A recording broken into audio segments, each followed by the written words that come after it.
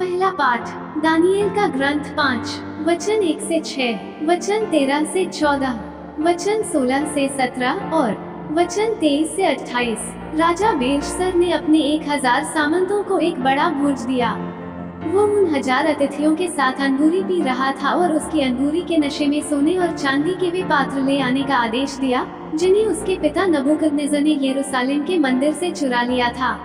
वो अपने सामंतों, अपनी पत्नियों और उपपत्नियों के साथ उनमें पीना चाहता था।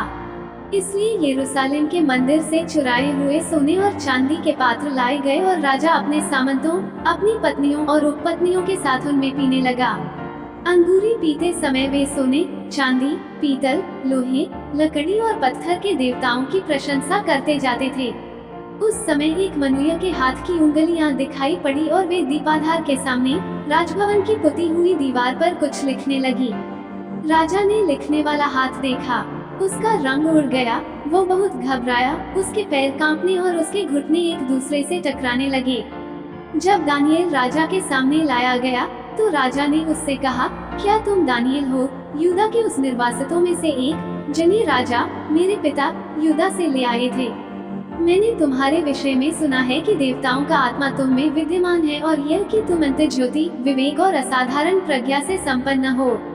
लोगों ने तुम्हारे विषय में मुझे बताया है कि तुम स्वप्नों की व्याख्या कर सकते और समस्याओं को सुलझा सकते हो।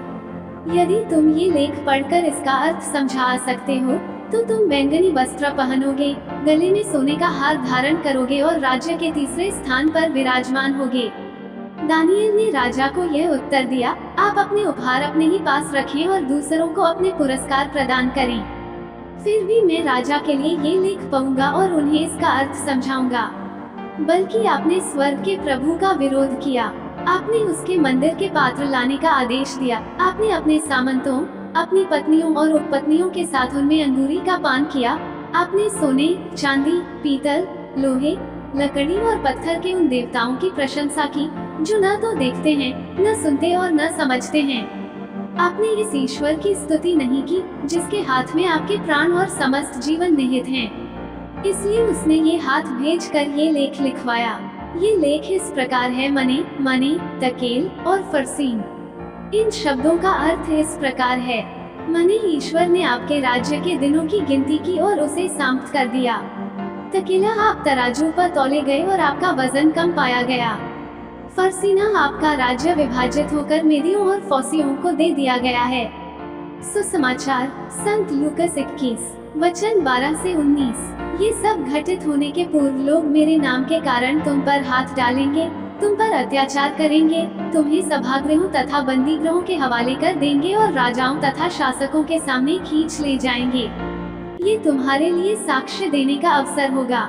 अपने मन में निश्चय कर लो कि हम पहले से अपनी सफाई की तैयारी नहीं करेंगे, क्योंकि मैं तुम्हें ऐसी वाणी और बुद्धि प्रदान करूंगा जिसका सामना अथवा खंडन तुम्हारा कोई विरोधी नहीं कर सकेगा। तुम्हारे माता पिता, भाई, कुटुंबी और मित्र भी तुम्हें पकड़वाएंगे। तुम में से कितनों को मार डाला जाएगा और मेरे नाम के कारण सब लोग तुमसे बैर करेंगे। फिर भी तुम्हारे सिर का एक बाल भी बांका नहीं होगा। अपने धैर्य से तुम अपनी आत्माओं को बचा लोगे।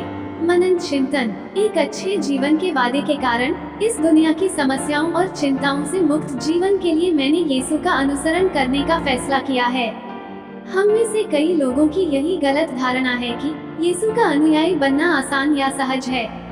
यीशु का अनुसरण करने में एक महान बलिदान शामिल है, क्योंकि इसमें गहरी विनम्रता शामिल है। यीशु का अनुसरण करने के लिए हमें कई चीजों को, लोगों को, रिश्तों को त्यागना होगा और अपना दैनिक क्रूस उठाकर उनके पीछे चलना है। हमारे छोटे छोटे बलिदान कभी भी व्यर्थ नहीं जाएंगे। उचित समय पर हमें पुरस्कृत किया जाएगा। आमीन।